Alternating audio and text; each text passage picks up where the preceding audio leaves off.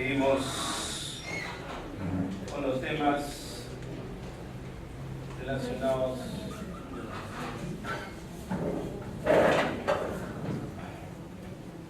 luego de haber visto la primera parte de la resolución. Evidentemente tenemos el primer tema relacionado con los datos, la viabilidad comercial y la viabilidad técnica. Uno correspondía al otro, pero evidentemente si podemos dejarlo indicado y pensar en nuestros lectores es importante, ¿sí? Después, durante la ronda de conversaciones con los equipos, alguien me mencionó la palabra capitalización, inversiones, totalmente de acuerdo, ¿no es cierto? Debemos mejorar la redacción en cuanto a que sea muy amigable con los usuarios, ¿sí? Mientras mejor nos entiendan, vamos a tener una declaración de política que va a ser reconocida y aplicada fehacientemente. Luego, voy a cortar con algunos de los temas. Había un error en la contabilización, ¿sí? Yo creo que ya todos lo detectaron. Había un 0 de más. Había otro tema que surgió de la ronda de revisiones. Me decían: está muy bonita tu política, está equivocado tu asiento, pero tu presentación está muy bonita, pero ¿y la política? ¿La política ahí nomás? O sea, ¿se redacta y ahí nomás queda? ¿O cómo es la aprobación de una política? ¿Qué nivel tiene que tener una aprobación de política? ¿Quién tiene que emitir la política? ¿Quién tiene que aprobar la política? ¿Y en qué momento lo tenemos que hacer? ¿Sí? A ver, porque ese fue uno de los temas, la aprobación de la política. A ver, ¿alguna pregunta? ¿Algún comentario, perdón? Levanten la mano nomás. Ahí yo le llevo el micro.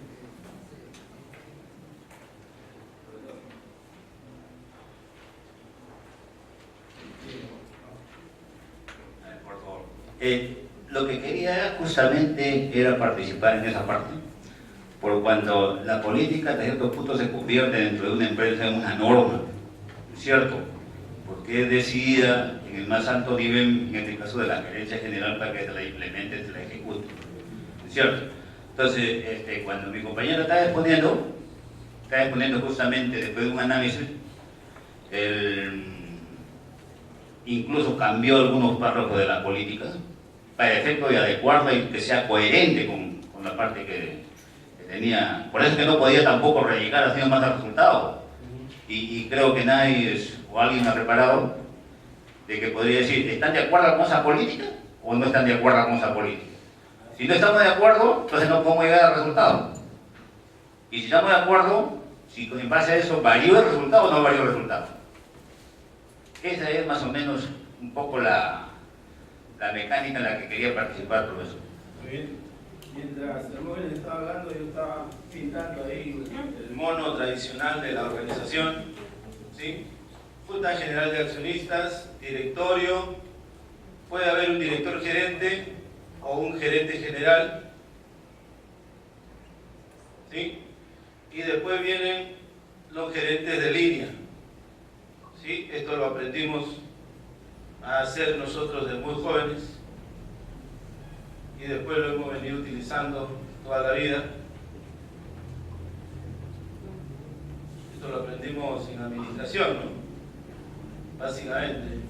Entonces, por acá está, si hablamos de una empresa minera, exploración, ¿sí? Vamos a ponerle desarrollo, finanzas, logística, ¿sí? Y no sé, alguna otra más, ¿sí? En finanzas, obviamente, vamos a tener nosotros el tema del contador general, ¿sí? Y vamos a tener posiblemente otras divisiones, ¿sí? Pero por ahora nos interesa solamente el del contador general. ¿Dónde va a ser la emisión de la política? ¿Sí? el contador general tiene que liderar el proceso de generar la política, pero esa política creada va a trascender o va a ser de aplicación en toda la empresa. Entonces la tiene que entender y conocer todas las otras áreas operativas, ¿sí? Si esta es mi política relacionada con la norma internacional de información financiera 6, ¿sí? Entonces, nosotros hemos dicho que tiene que ser redactada apropiadamente, correcto, buen punto, redacción. Hemos dicho que tiene que ser muy clara y específica con respecto a lo que requiere la norma, correcto, buen punto. Pero estamos hablando de la aplicación a lo largo de toda la organización. Y estamos hablando de la imputación a resultados. ¿Y esos resultados de quiénes son?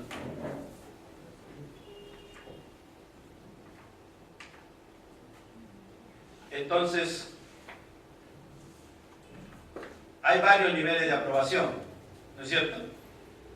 Lo primero que podemos imaginarnos, si este es el gerente general, que aquí hay gerentes, digamos, estos son gerentes de línea o gerentes operativos. Entonces, la primera aprobación que tiene que haber, ¿sí?, es de un comité de gerencia. Entonces, tiene que ser preparado por, obviamente, el contador general. Primera aprobación, comité de gerencia. Todos los gerentes no van a intervenir en el tema de la aprobación, ¿sí? Evidentemente, los más involucrados de manera directa, ¿sí? Entonces, el comité de gerencia estará integrado por 1 o 3 directores, perdón, va a haber un comité de 1, 2 o 3 gerentes que tengan relación directa con la política. Este será el primer nivel de aprobación. ¿Cuál es el nivel deseable? De la persona que tiene la delegación del directorio para tomar decisiones con respecto a cosas que a ellos les competen, ¿sí? Entonces, el segundo nivel de aprobación va al tema de gerencia general. Aquí tiene que haber una aprobación, ¿sí? ¿Qué sería lo deseable? Porque los gerentes cambian, ¿no? Muchas veces, bueno, en organizaciones estables un gerente general puede estar 20 años, 15 años, ¿sí? Eso yo creo que en organizaciones estables no hay problema que la aprobación sea y quede en este nivel. Ya vimos que tiene esta aprobación, que tiene este consentimiento y que tiene esta elaboración, ¿sí? Entonces el gerente general no va a tener ningún problema en aprobarla si surge de un comité de las personas a las cuales él ha escogido para delegarles las responsabilidades específicas, ¿sí? Y si así como él no tiene ningún problema para aprobar una determinada lineamiento de política sobre las delegaciones de las personas que él son de su confianza, entonces yo creo que no va a haber ningún problema en obtener la aprobación en este nivel, ¿sí? Porque estamos hablando que el directorio ha escogido al gerente general para que lo represente. Normalmente, ¿cómo se estila? Directores que son accionistas y directores que son independientes a la firma, ¿no? ¿Sí? Eso está en nuestro dispositivo. No estamos hablando ahora de carácter general, de doctrina. Eso estábamos hablando de dispositivos legales aplicables en el país, ¿sí? Cuando sea esta una empresa que está en bolsa, requieren necesariamente de auditores independientes, ¿correcto? Entonces, en el directorio van a haber personas que representan directamente a los accionistas, pueden estar los accionistas directamente, o pueden estar también sumados a ese esfuerzo los directores independientes. Entonces, si estas personas tienen la confianza depositada en la gerencia general, lo mejor sería obtener una aprobación del directorio para estas políticas. ¿Por qué? Porque tiene que ver con los resultados. ¿Sí? Ojo con eso. Entonces, por favor, siempre tener cuidado con la aprobación correspondiente a las políticas que estamos organizando.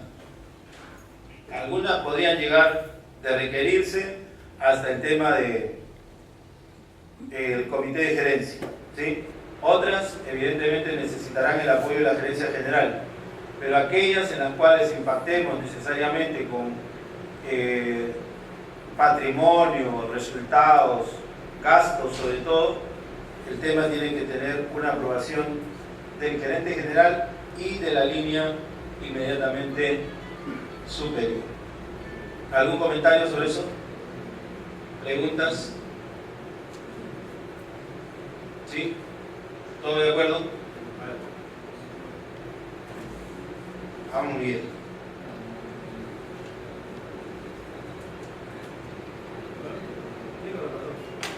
A ver, tengo el siguiente planteamiento. En el caso de lo que era la aplicación de la NIL 6, ¿qué pasaría, por ejemplo, profesor, si en el caso de que una empresa minera va a dedicarse a la extracción de recursos minerales, pero la municipalidad es la que le va a donar todos los gastos incurridos en el tema de la exploración y evaluación, ¿no? Asimismo, teniendo en cuenta de que a su vez, como va a tener un impacto en la comunidad por el desarrollo, ¿no?, que va a generar, de repente se ha comprometido la empresa minera, ¿cómo serían considerados este aspecto, ¿no?, que se estaría dando? Que los costos de la etapa de exploración y evaluación van a ser asumidos por la municipalidad, o se los está donando, ¿no?, de repente a la empresa, porque las actividades que realiza la empresa, de repente va a verse beneficiada la comunidad.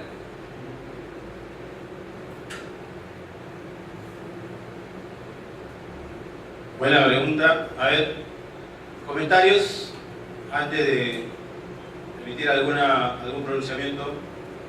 El punto concreto es, tenemos una inversión, ¿sí? Vamos a desarrollar alguna prospección que se haya hecho con anterioridad. Tenemos varios prospectos, ¿sí?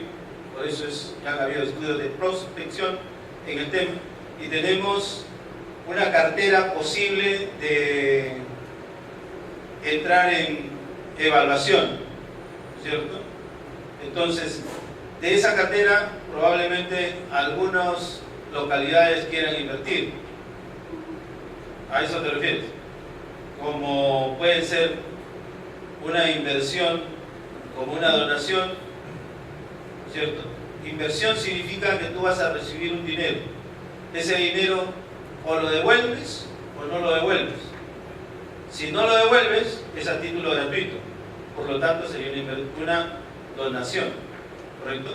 Entonces, si lo analizamos de esa manera, no tiene ningún impacto en el tema de la norma internacional que estamos viendo, ¿sí? Ya tiene otro enfoque, porque lo que estamos viendo es quién financia la inversión. Si tú ves ahí los temas relacionados, estamos abonando a cuentas por pagar. Si estamos abonando a cuentas por pagar, la pregunta en la aplicación de este comentario sería: ¿quién está financiando esa etapa de evaluación? Terceros, ¿sí? No lo estoy financiando yo. Si nosotros vemos el estado de situación financiera, de la situación financiera, lo que llamamos activos, evidentemente son los recursos con los cuales cuento. Y del otro lado voy a tener el financiamiento que han generado esos recursos, ¿sí? Entonces, yo tengo los recursos y ese recurso que tiene una calidad de activo se convierte, en este caso, en otra calidad de activo. Los voy acumulando como intangibles, porque los voy invirtiendo en un proyecto que no sé que tiene un resultado contingente, ¿sí? Que está en esa etapa, ¿sí? De exploración y evaluación. Entonces, evidentemente, allí yo no estoy hablando de dónde proviene el financiamiento. El interés de la norma está en cómo califico esos activos.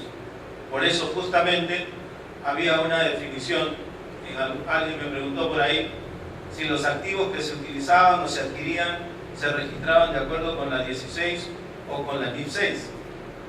¿Sí? Entonces, allá fue, ¿llegaron a alguna conclusión para el tema? ¿Sí? ¿Cómo fue? A ver. No recuerdo bien la consulta, pero se adquirían activos específicamente para el proyecto, creo, ¿no? Entonces, ¿qué tipo de contabilización hacían? El tema era en la etapa de evaluación, las empresas mineras generan una especie de socavones para poder extraer el mineral. Y la consulta nuestra era si esa construcción de ese socavón, cómo se reflejaría en la contabilidad. Ajá, ¿a qué conclusión llegaron? Bueno, acá en el análisis llegamos de que todos esos gastos incluidos en ese socavón formarían parte de los gastos preoperativos. De los gastos a los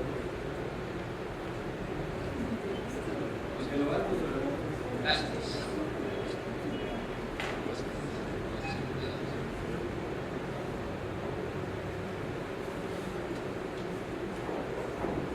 A ver.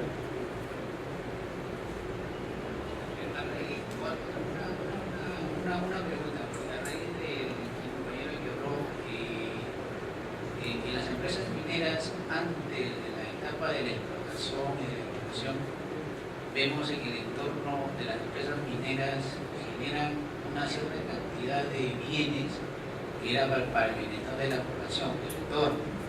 Entonces, mi consulta y mi inquietud era, toda esa inversión que se genera, ¿formaría parte de la empresa minera? Si mayormente si vemos ahí que las empresas mineras generan grandes reservorios, generan grandes represas, pero esas represas, esos reservorios no son utilizados para minas, sino son utilizados para el bienestar de la población. O sea, ¿cómo se medirían esos costos en la contabilidad de esa minera? Ya son muchas preguntas en una sola. A ver, vamos a anotarlas para no olvidarme. La última, se crean activos que van a ser transferidos a la población. ¿Sí? Represas, caminos de repente, ¿sí? Todo eso en función al tema de licencia social, ¿cierto? Cuando yo emprendo, y eso tenemos lecciones muy fuertes recientemente, si yo no tengo la licencia social, difícilmente voy a tener operatividad, voy a tener éxito en mi operación. Lo primero que debo tener para poder emprender alguna actividad a la cual definitivamente voy a afectar a una determinada cantidad de pobladores es la licencia social. Y tengo que hacer todas las actividades necesarias antes, ¿sí?, de iniciar cualquier prospección. En la selva, por ejemplo, si ustedes habrán leído hace unos cuantos días en los periódicos, capturaron a 2 ingenieros de Ingemet. ¿Recuerdan? Los tomaron como rehenes. ¿Sí? ¿Recuerdan? Hace algunos días nada más. Una comunidad en un área, entiendo, de Tarapoto, por ahí. No, en el área de la selva. ¿Sí? Unos ingenieros fueron a hacer unos censos de Ingemet, ¿sí?, una entidad pública relacionada, un instituto público relacionado con la minería, y fueron tomados como rehenes y no los dejaban volver, ¿sí? Pero ¿cuál fue el problema? Que los identificaron como parte de una compañía minera, y esta población no quería que la compañía minera hiciera trabajo ni siquiera de prospección, ni siquiera de mediciones previas. No querían nada con la minería, entonces los tomaron como rehenes. ¿Sí? Evidentemente ahí tienen a la población en contra para cualquier desarrollo. Entonces, si ustedes toman eso como ejemplo y ven que allí existe ustedes tienen, digamos, la necesidad de viabilizar ese proyecto, lo primero que hay que conseguir es la licencia social. ¿Sí? Luego les cuento que yo no estoy de acuerdo con la primera palabra, con la licencia, porque la licencia es algo que se da y después se puede quitar, ¿no es cierto? Yo pongo un bar, o vamos a decir, pongo un restaurante, ¿no? Obtengo mi licencia municipal para restaurante, pero después me va mal con el restaurante y pongo una discoteca. Entonces tengo que dejar la licencia del bar-restaurante y obtener una discoteca. Me va mal con la discoteca, entonces pongo un hostal. Entonces tengo que dejar la discoteca en un hostal, ¿no es cierto? La licencia se da y se retira. No sé. La licencia social, como licencia, no debería ser así, ¿no es cierto? Porque yo estoy invirtiendo y estoy obteniendo, supongamos, que la primera aprobación. Después, cuando ya hice una inversión de 30 o 40 millones, ¿qué pasa si la sociedad decide retirarme la licencia social? Porque los actores sociales cambian. ¿No es verdad? ¿Tienen en cuenta eso?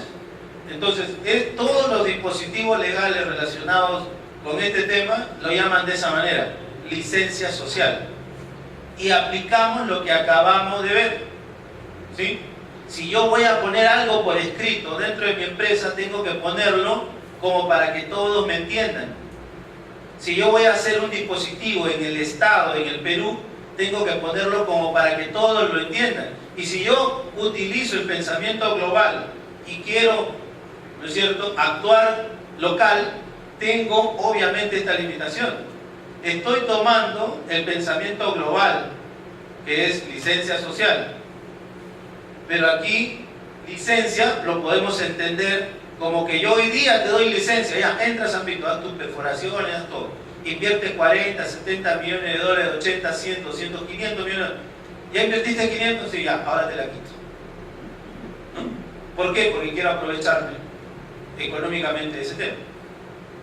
Entonces, no debería ser el concepto de licencia social. Así está escrito, así están las leyes, así están los dispositivos, pero yo tengo en contra de ese pensamiento, ¿no?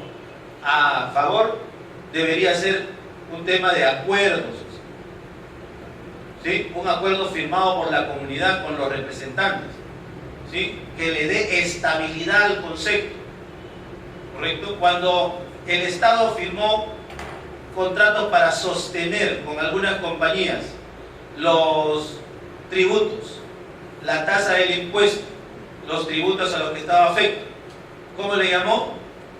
Contrato de estabilidad tributaria, ¿no es cierto? Ok, entonces ¿por qué aquí no le llamamos contrato de estabilidad social? ¿Sí? Que eso tiene que ver con las firmas de personas. Si hay comunidades y tienen sus representantes, esos representantes, como pueden ser los alcaldes, por ejemplo, hoy día me dan una licencia, mañana salió elegido el alcalde que no le gustaba mi negocio y me lo cierra, me retira la licencia. Espera que tenga una fecha de caducidad y me la quita. Igual, los actores sociales entran aquí, algunos dirigentes me dieron la aprobación, cambian los dirigentes y veo que puede cambiar mi destino en el tema de la generación de activos para la población. ¿Sí? Entonces, porque al final estos activos van a ser transferidos. Hablando de inversiones, ¿sí? Estos activos van a ser transferidos. Entonces no los puedo calificar, digamos, como activos fijos. No los tengo como inversión. Los tengo como para disponerlos en algún momento. ¿Sí? No los tengo para producción. Los tengo como para disponerlos en algún momento. Porque los voy a transferir a la aprobación producto de el acuerdo que yo he llegado para obtener la aprobación y seguir el camino de desarrollo. ¿Sí? Donaciones. ¿Sí? puede hacer de que el actor social aquí sea, el interesado sea la municipalidad, ¿sí? Entonces, como interesado que está, dice, ok, ¿sabes qué? Yo te aporto, quiero que eso lo hagas cuanto antes y yo te aporto, ¿sí? Evidentemente ninguna municipalidad va a tener la cantidad de dinero como para poder generar activos significativos. Entonces, es lo que va a decir eso, que yo te aporto y te regalo eso en función a que yo quiero en algún momento tener, digamos, la publicidad de que la municipalidad fue la que generó estos activos que han sido transferidos. Es simplemente un tema de promoción. Para las inversiones necesarias en estas etapas, yo creo que a ninguna municipalidad le va a alcanzar, sobre todo si son municipalidades regionales, ¿no es cierto?, o locales. El presupuesto no le va a alcanzar como para hacer alguna inversión significativa, porque si es una inversión significativa, la municipalidad ya estaría pensando mal al regalar el dinero. ¿Qué sería mejor para la municipalidad? En vez de dar donaciones, ¿qué sería mejor para la municipalidad?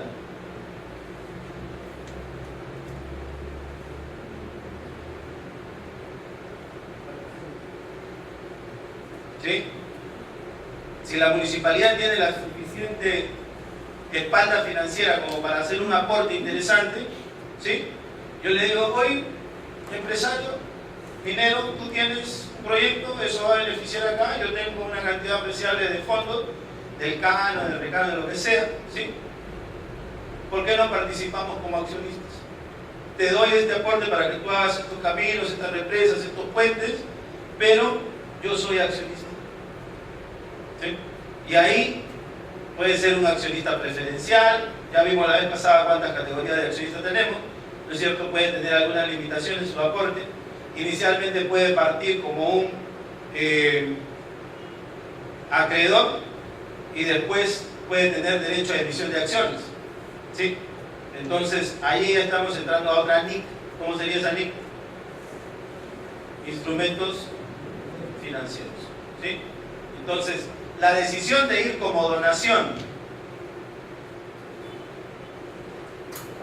o ir como acciones, como inversión, ya es una decisión de alguien que no está en la minería, ¿sí? Y esa es una decisión financiera, ¿correcto? Pero ya cuando toma la decisión y el dinero llega a la compañía minera, o llega como un regalo, o llega como un compromiso, en un pasivo, ¿sí?, que se pueden convertir en acciones. Yo creo que el segundo camino es mejor, ¿cierto? Entonces, fíjense bien cómo es que las normas primero están entrelazadas, ¿cierto? Y en algunos casos las normas son bastante específicas. En este caso es sumamente específica para una etapa de la actividad minera que lo delinea fundamentalmente y claramente. Ahora, en cuanto a este resultado, excepto por el número, no habría ninguna, o habría alguna pregunta, alguna duda. Dígame.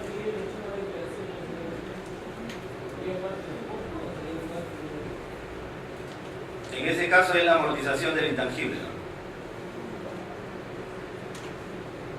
Del año 1, por supuesto.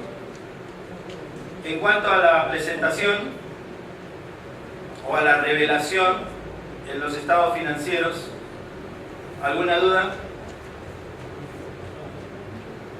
¿Por qué no en el corriente? A ver, perdón. Roger, tiene una intervención.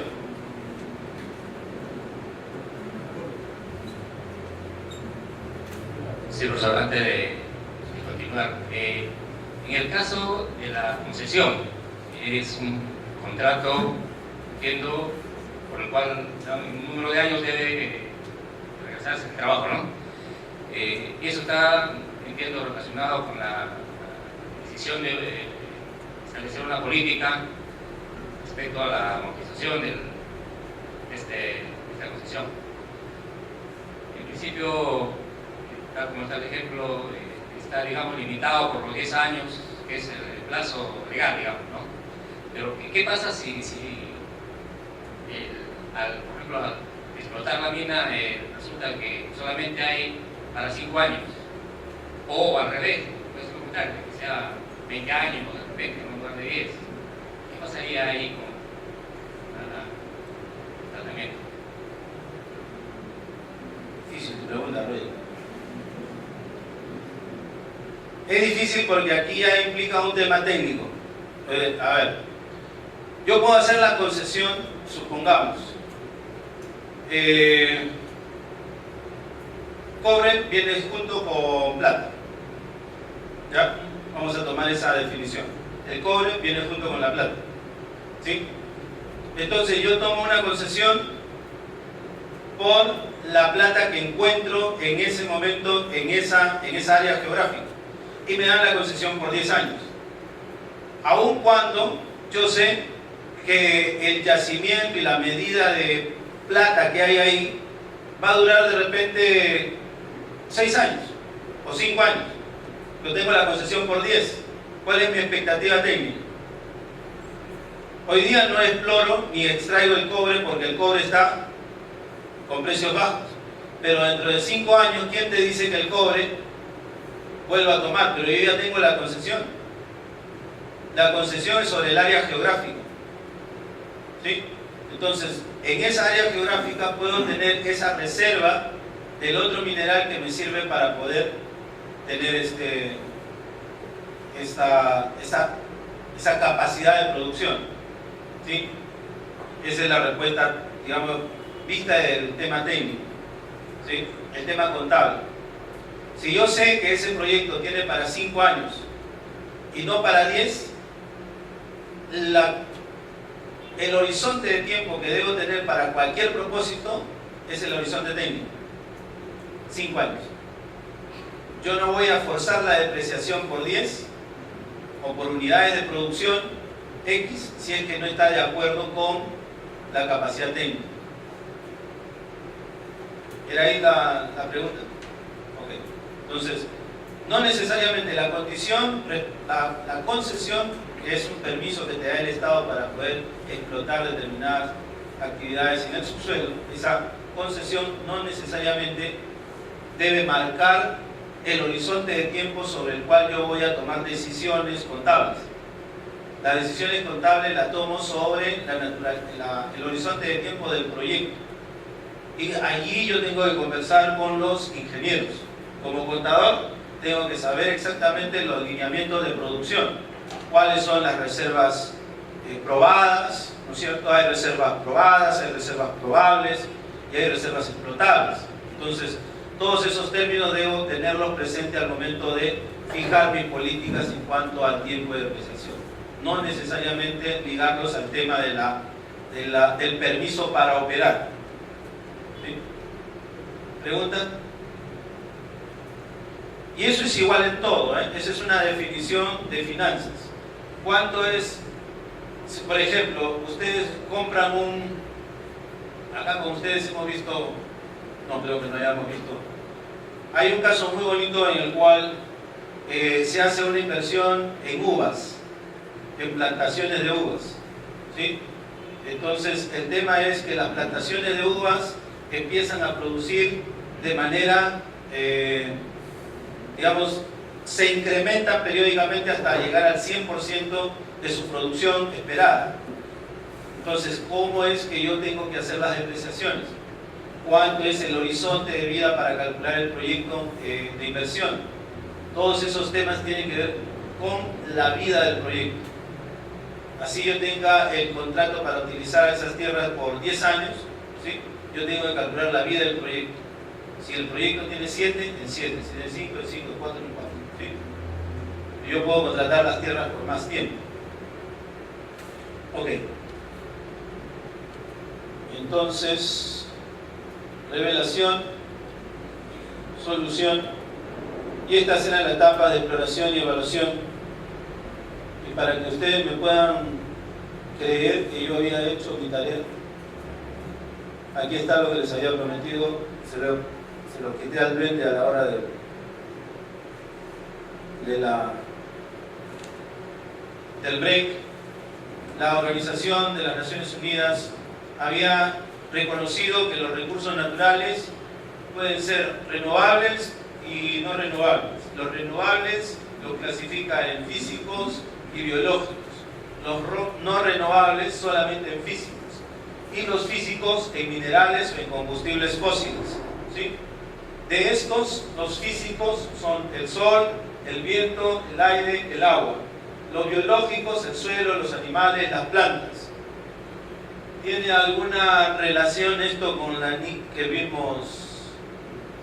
¿Sí? ¿Se dan cuenta de dónde viene el conocimiento que está en las normas? ¿Sí? De algún tema de aceptación a nivel mundial, ¿no es cierto? Entonces, nosotros tenemos para la NIF 6 el tema de minerales y combustibles fósiles en esa clasificación. Si nosotros nos recordamos lo que ayer hablábamos, teníamos animales y plantas, ¿sí? ¿Qué norma es?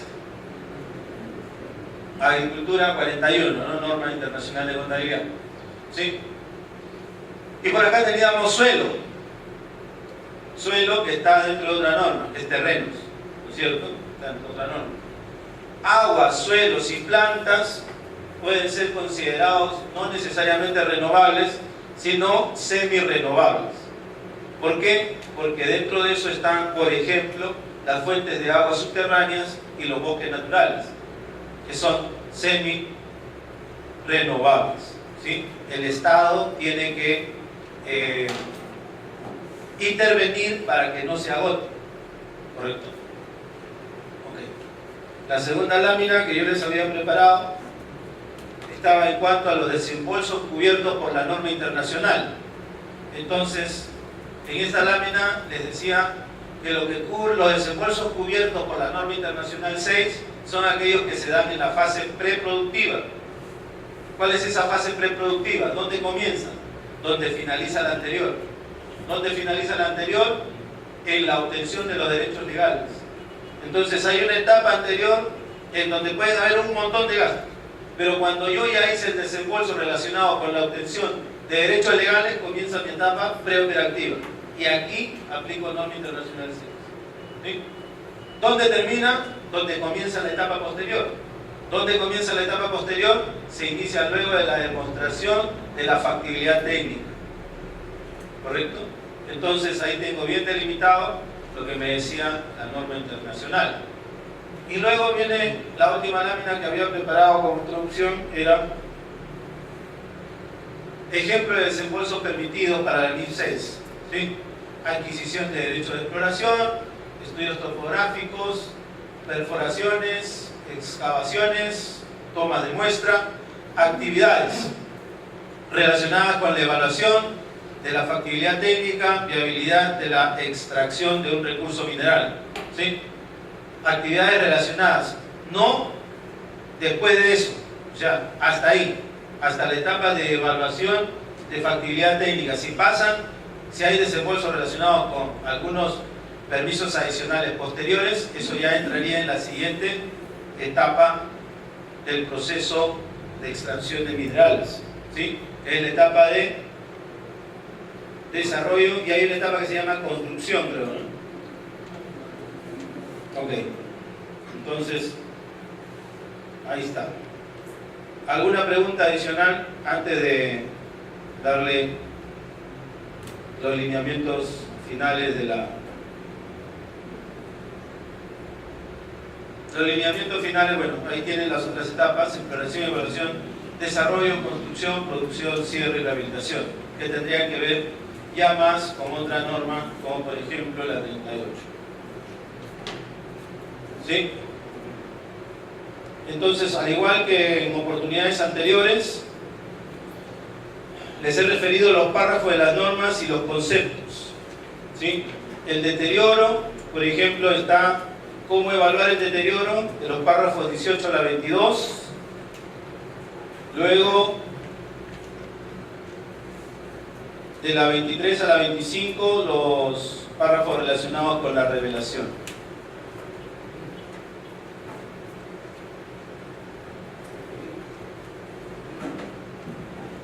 ¿Sí? A ver, ¿alguna pregunta, alguna duda hasta ahí? ¿Algo que necesiten aclarar?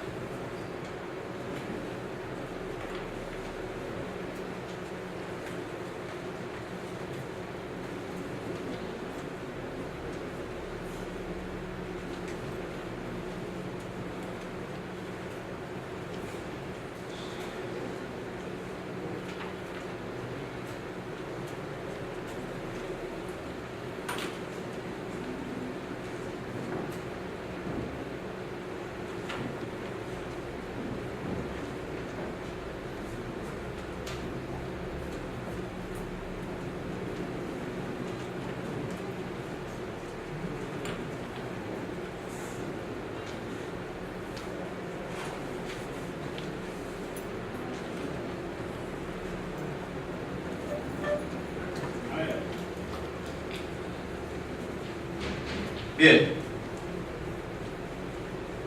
¿Alguna pregunta, alguna duda? Básicamente, hasta ahora hemos tomado el tema de construcción, el tema de agricultura, el tema de minería, ¿sí? Podemos agrupar como estas normas internacionales bajo el concepto de sectoriales, ¿sí? De alguna manera son específicas para un determinado sector o para alguna etapa especial de la actividad.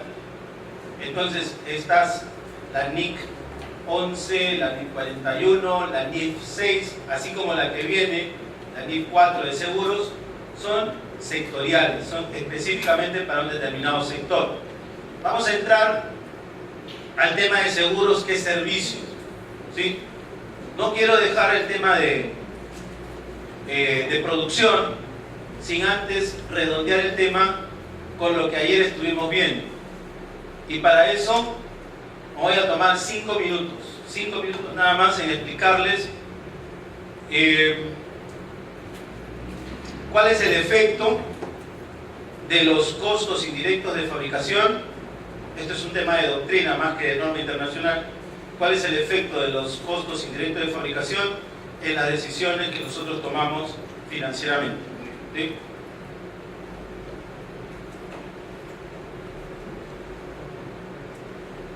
A ver, me voy a adelantar acá.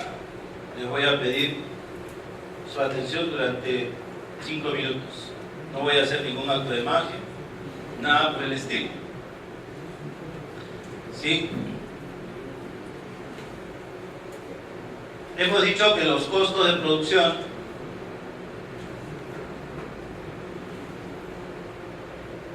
pueden ser mano de obra directa, materiales directos o costos indirectos de fabricación. ¿Sí? La suma de estos tres elementos me da el costo de producción. ¿Hay algún problema con identificar, supongamos que yo tenga una gama de productos? ¿Sí? El producto 1, el producto 2, el producto 3 o 4. El costo de producción del producto 1, el costo de producción del producto 2, el costo de producción del producto 3, el costo de producción del producto 4. ¿Sí? Tengo que dividir e identificar los costos de producción con cada uno de los productos. ¿Sí? Puede ser, si estamos hablando de una empresa, por ejemplo, que trabaja en vidrio, ¿sí? Supongamos que esta sea una botella de vidrio y esto sea un vaso de vidrio, ¿sí? Son dos productos diferentes. Si estamos hablando de la industria del cuero, ¿sí? Podemos estar hablando de zapatos, carteras, maletines, ¿sí? Entonces yo tengo un costo de producción. ¿Hay problemas en asignar a los productos los costos directos?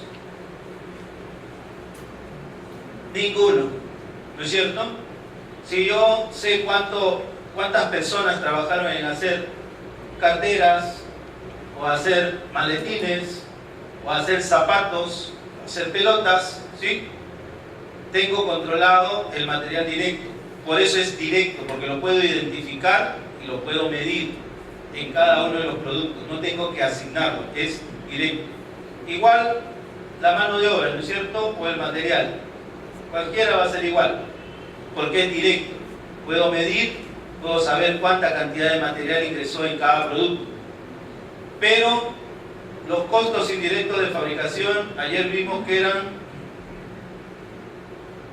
una bolsa de dinero, ¿sí? Ahí estaba el material indirecto, estaba la mano de obra indirecta, estaba la depreciación, estaban los arbitrios, estaban todos los desembolsos relacionados con la fábrica que no son directos, ¿sí? Entonces, ¿cómo hacemos para llevarlos a los productos? Ayer tratamos ese tema sobre la doctrina, ¿se acuerdan? Entonces, para llevar esta bolsa de dinero que compone los costos indirectos de fabricación a los productos, yo tenía que asumir un factor de distribución. Ese único factor de distribución me ayudaba a mí a llevar hacia los productos toda esa bolsa de dinero. Pero esa bolsa de dinero, como ya lo hemos dicho, puede tener diferentes categorías de costos indirectos de fabricación. Entonces la pregunta fundamental es, ¿este factor va a estar correlacionado con las distintas categorías de costos que están, de distintos conceptos de costos que están incluidos dentro de los costos indirectos de fabricación? La pregunta es,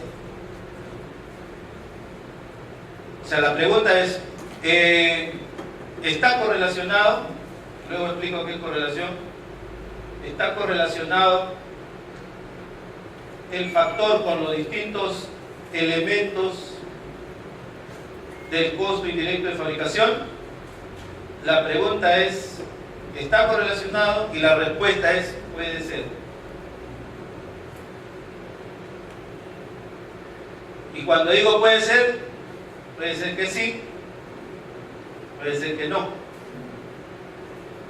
¿Sí? ¿De qué depende? Depende del factor que escoja. ¿Sí? Aquí voy a tener, acuérdense ustedes, mano de obra indirecta, materiales indirectos, depreciación, impuestos, etc. ¿Sí? Entonces, ¿de qué manera voy a escoger? ¿Se imaginan ustedes de qué manera puedo escoger un solo factor que esté correlacionado con todos estos elementos? ¿Qué significa correlación? Correlación significa que si el factor sube, ¿sí? Todos los gastos indirectos o todos los costos indirectos de fabricación suben, ¿sí? Si el costo indirecto de fabricación baja, el factor también tiene que bajar para cada uno de estos productos. Aquí ya se me deben haber perdido. Entonces ahí es donde viene el ejemplo. Yo ayer no expliqué esta parte, hoy día lo voy a hacer en 5 minutos, ¿ya? No es magia. Asumamos que nosotros somos una fábrica que hace producto de vidrio, ¿sí? Ya estamos ahí. Tengo costo de producción de vidrio, tengo material directo, ¿sí? Que es mano de obra directa, también tengo costos indirectos de fabricación en mi planta de vidrio, que está relacionado con los materiales indirectos, la mano de obra indirecta, la depreciación, los impuestos. Una mano de obra indirecta, reconocimos ayer que era el supervisor de planta, ¿sí? ¿Qué pasa? Yo produzco vasos y produzco botella de vidrio, ¿sí? Imagínense la botellita como está, pero de vidrio, ¿sí? Sin esto que es de plástico. La pregunta, vamos a analizar si el sueldo del supervisor está correlacionado con la decisión de tomar ese factor, ¿sí? Entonces, eso es lo que quiero demostrar ahora. si existe correlación de este factor. En mi fábrica de vidrio, ¿qué factor tomo? Me voy donde los técnicos, ¿sí?, los ingenieros de planta, y les pregunto, oye, ¿cuál sería el mejor factor para distribuir toda una bolsa de dinero?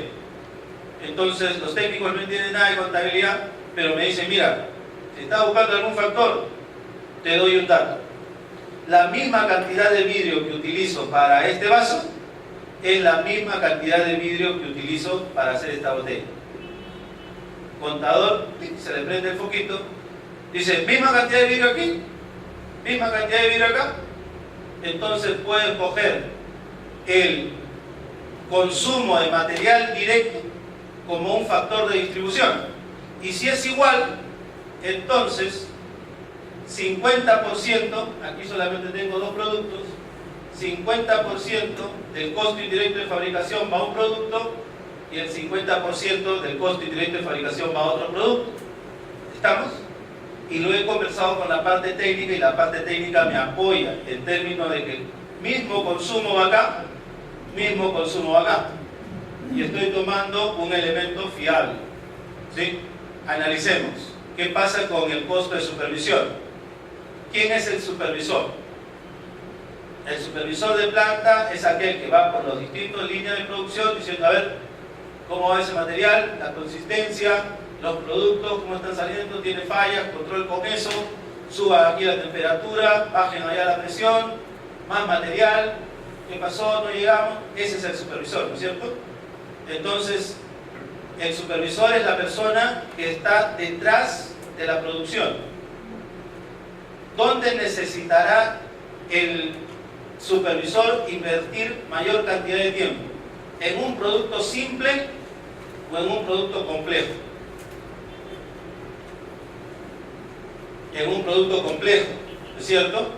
Entonces, si ustedes se acuerdan de sus conceptos de operaciones, ¿cómo se hace para tener un vaso de vidrio?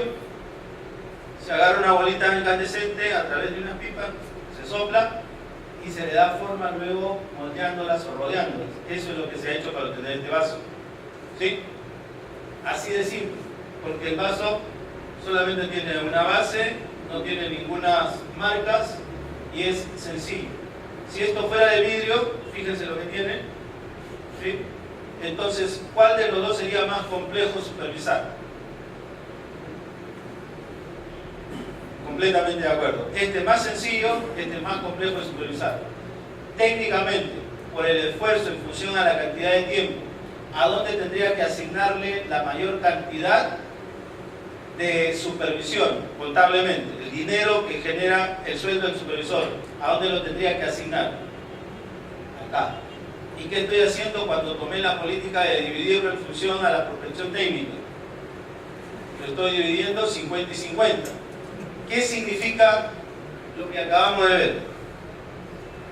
Significa que yo estoy incrementando el costo de uno de ellos. Vamos a asumir que esto de acá es vaso y esto de acá es botella. ¿Sí?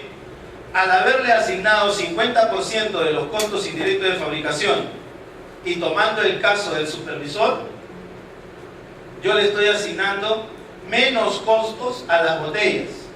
¿Sí? Aquí le estoy asignando menos costo. ¿Y dónde se está yendo ese costo de supervisión de la botella? Al vaso. Acá estoy asignando más costo. ¿Sí? Por el factor de distribución estoy generando, tomen nota, una subvención cruzada de costos. Así se llama este efecto. ¿Sí? Por una distribución en función a un solo factor, estoy generando una subvención cruzada de costo. ¿Por qué subvención? Porque el costo que debería tener la botella se lo está llevando el vaso. Todavía me faltan 2 minutos, ¿eh? Ahí. Hasta aquí 3 minutos. ¿Todo de acuerdo con lo que acabo de decir? Consecuencias. Si este producto le estoy asignando menos costo, estos dos productos salen al mercado. ¿Cuál se venderá más?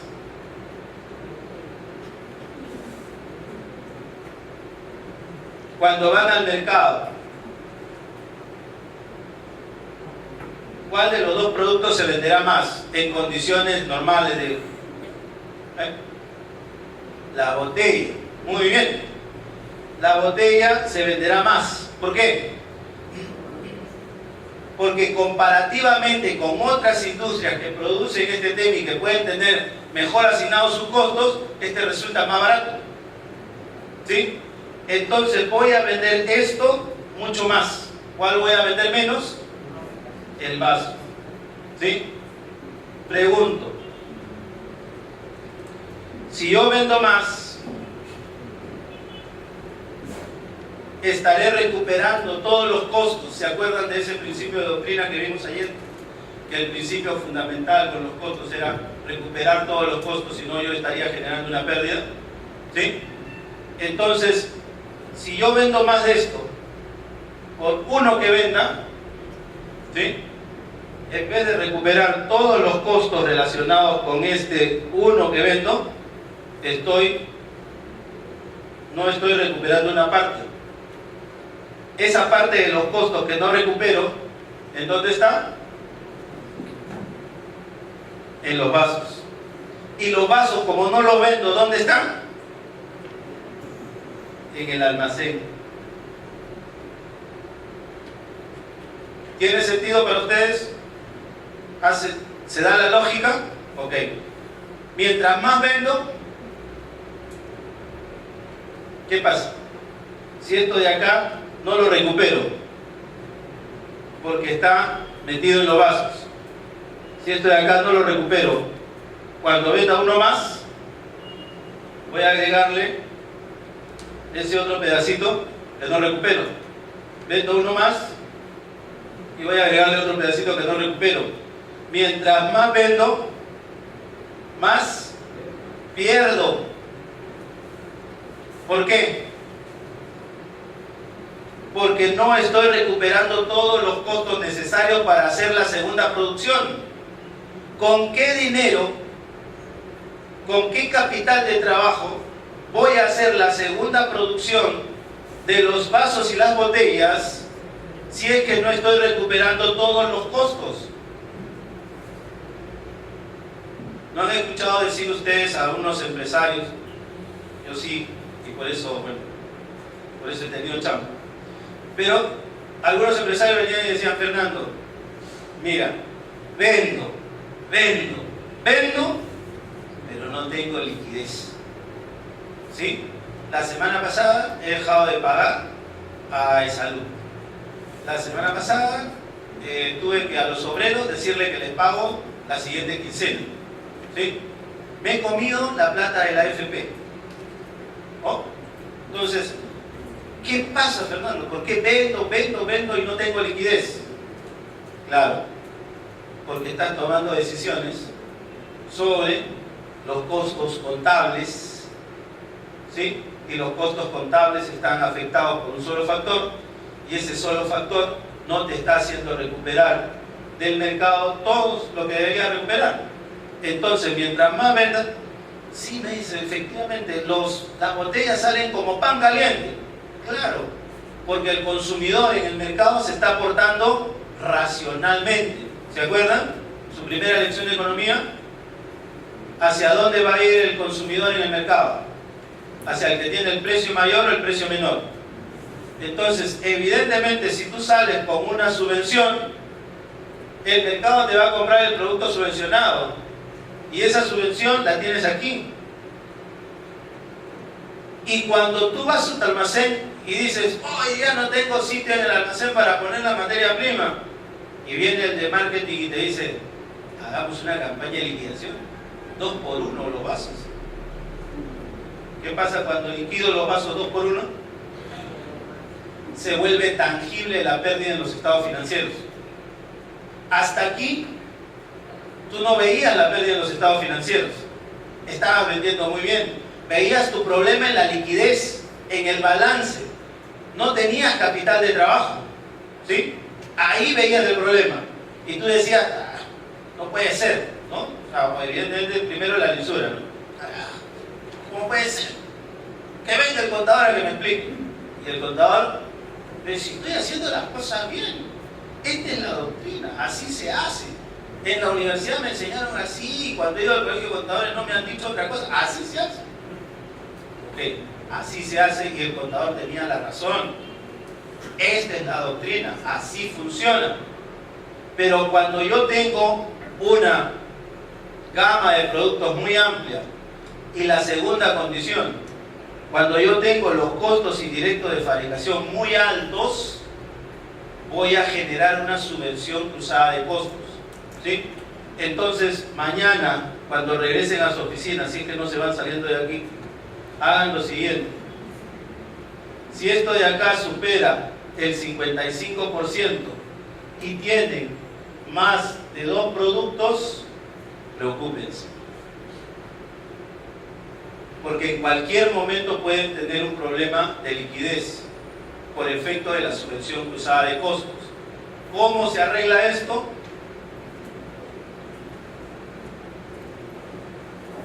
¿Sí? ¿Está claro? ¿Está claro? Ok. Entonces, eso como que quedó pendiente de la lámina aquella de costos que vimos, de costos indirectos y ABC. Ayer, repasando las láminas que habíamos visto, me comprometí a hacer esta explicación. Entonces, ahora sí, ya que salimos del tema relacionado a industrias, ¿alguna pregunta hasta ahí?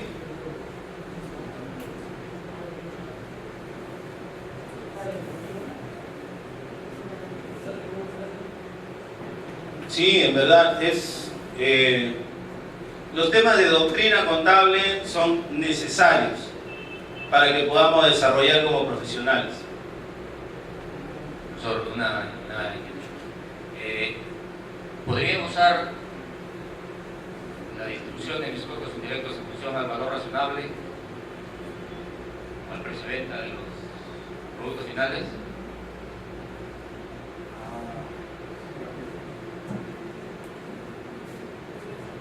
El valor razonable es un producto, es un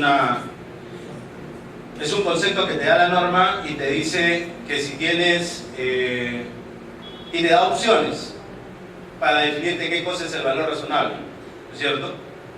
Pero eso es en tus libros. De aquí a acá está la decisión empresarial de sobre qué es lo que tomo el libro. Si yo tomo el valor razonable y le quito los costos de distribución, prácticamente estaría vendiéndolo casi al valor de mercado. Entonces, ojo con esa decisión.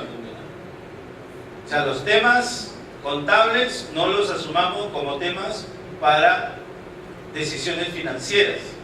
Y eso es, digamos, la intervención que has tenido, Roger, es muy importante para marcar ese límite, ¿sí?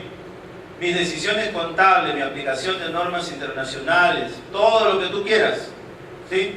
Y regístralo de acuerdo con las normas. Pero cuando vayas a tomar decisiones financieras, porque ¿cómo se toma a ver, aquí la pregunta, mamá, me puedo quedar como hasta las 3 de la tarde, pero voy a tratar de resumirlo así, chiquito, ¿ya?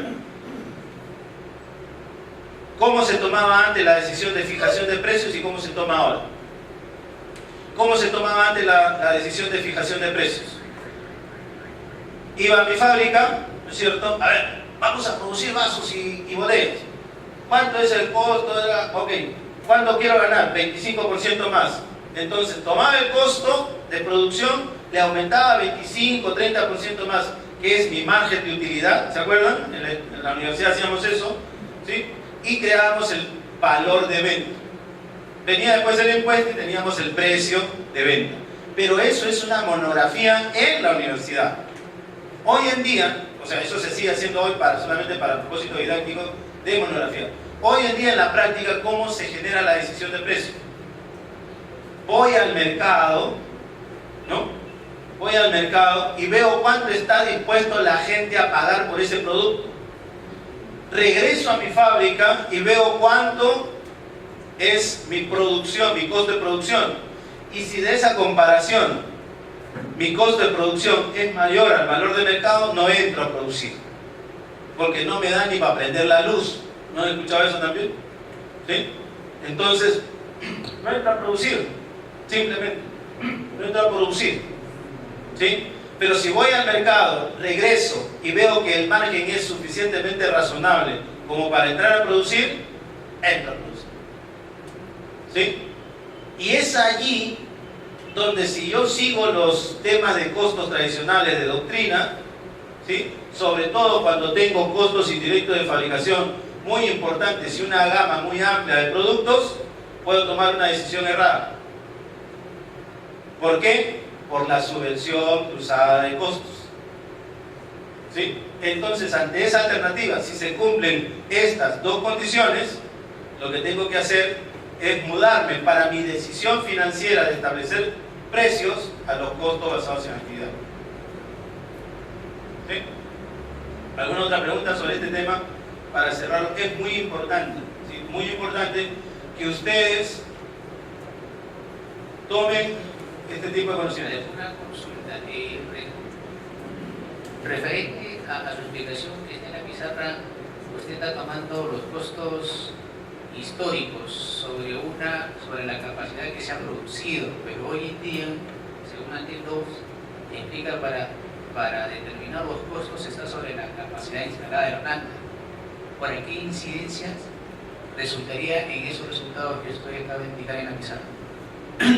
A ver, yo desearía tener un poquito más de tiempo para explicar el tema, pero si tú fijas sobre la capacidad instalada y no estás sobre tu capacidad instalada, hay problemas. ¿Sí? O sea, ¿cómo van a salir tus costos? Supongamos que tú estás trabajando al 50% de tu capacidad instalada. ¿Sí? ¿Cómo va a estar tu costo unitario? Al 50%.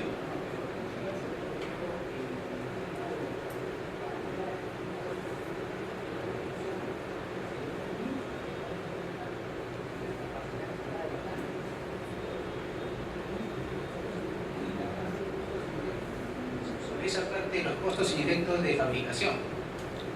Ok. Sobre los costos indirectos de fabricación hay un método adicional, ¿sí?, que me dice que yo puedo calcular sobre la capacidad instalada. Eso es correcto, ¿sí? Pero ojo, yo te había entendido al principio que Víctor decía que sobre todo esto, mi costo de producción lo podía dividir entre mi capacidad instalada, y ahí sí no estábamos de acuerdo. Para medir esto, la doctrina que está detrás de las NIC te dice esto, ¿sí? Ahora, evidentemente, ¿qué te dice acá? ¿Qué unidades tomas? Hay otro tipo de clasificación, ¿sí? Y podrías, como alternativa, no como norma, sino como alternativa, te da medir tomar la capacidad de planta, no como norma. O sea, leamos con tranquilidad la norma 2 y veamos que evidentemente siempre tenemos que trabajar sobre lo real, porque mi capacidad instalada es teórica y la capacidad instalada depende mucho del fabricante. Yo puedo tener dos máquinas que hacen lo mismo, ¿sí?, pero un fabricante me dice que la capacidad instalada es como de 10.000 unidades para una máquina, y el otro me dice, mira, no, la verdad es que yo te aseguro que por temas de temperatura, calidad de materiales utilizados, aquí tú vas a tener una capacidad instalada de 14.000 unidades. Entonces, entre 10.000 y 14.000, ¿cuál es tu capacidad instalada? Capacidad instalada es un tema técnico de referencia, ¿sí? Todavía nosotros no creo que estemos en ese nivel de optar por esas alternativas que nos da la norma internacional. Cuando la producción, por ejemplo, en Europa se estandariza y todos utilizan la misma calidad de acero y todos utilizan la misma cantidad de certificada de materiales, sí podemos decir que hay una capacidad instalada estándar para un determinado conjunto de máquinas. Mientras no estemos en esa capacidad, evidentemente no estamos hablando de algo que sea aplicable, ¿sí? Pensemos global, apliquemos local, ¿sí? ¿Está bien eso? ¿Salió bien? Ya. Está bien ese logo, chévere. Hay que darle gracias a Sony. ¿Alguna otra pregunta sobre esto? Yo les decía, tienen ustedes la necesidad de incrementar otros conocimientos. Es muy bueno lo que está haciendo el colegio y lo felicito a don Miguel, ¿sí? Y lo felicito a ustedes por participar. Pero yo creo que hay otras patas en la mesa. La mesa no solamente tiene una sola pata. Nosotros como profesionales no podemos basarnos en un solo pilar. Actualizarnos constantemente sobre contabilidad, auditoría, impuestos, eso es bueno. Pero debemos tener presente que las normas internacionales ya se le cayó la C de contabilidad. ¿Sí? Todavía quedan algunas que son NIC, Norma Internacional de Contabilidad. Pero la mayoría ahora van a ser normas internacionales de información financiera. Por lo tanto, los otros pilares que nos falta reforzar son los temas costos, operaciones, para saber cómo son los procesos dentro de la empresa, y finanzas. ¿Sí? Es muy importante, ojo con eso. Si ustedes tienen la capacidad de hacerlo, de repente pídanle a don Miguel cursos de finanzas básicas, corporativas, lo que quieran, enlazados con cursos de costos y con cursos de operaciones, de manera tal de que ustedes tengan el panorama completo de lo que puede ser su parte contable. O sea, la parte contable no es que caiga en paracaídas a la empresa, ¿sí? La parte contable se integra en todo un proceso continuo con la parte financiera, con la parte de operaciones.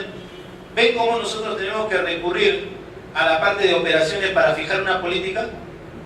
No somos una isla, los contadores, la contabilidad en la empresa no es una isla. No actuamos funcionalmente de manera independiente, actuamos en un proceso. Por eso tenemos necesidad de conceptualizar el proceso de las operaciones, de las distintas operaciones, ¿sí? Y más lo vamos a ver ahora que entremos a esta última NIC de servicios, que es la de seguros, contratos de seguros.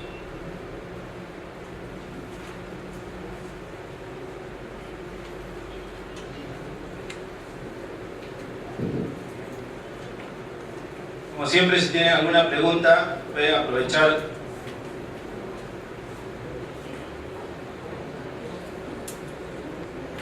Entonces avancemos. Nos quedan... Sí. Tenemos tiempo todavía. Y tenemos la NIF 4, contratos de seguros. Como siempre, conocimientos básicos sobre el tema de seguros, ¿sí? Todos conocemos, todos sabemos, hoy más que nunca nos llaman por teléfono, nos venden los seguros. Si usted tiene una tarjeta de crédito, tiene que comprar también un seguro. Si usted compra un departamento, no hay forma que le den un crédito si usted no contrata un seguro, ¿sí? Por si acaso le encuentra en el camino algún infortunio, está el seguro. Entonces, ¿qué le está cubriendo el seguro? Le está cubriendo riesgo, ¿sí? Entonces, desde un punto de vista económico, los seguros se utilizan para compartir riesgos específicos entre los asegurados, ¿sí? El riesgo, lo único que tenemos que hacer con el riesgo es diluirlo, ¿sí?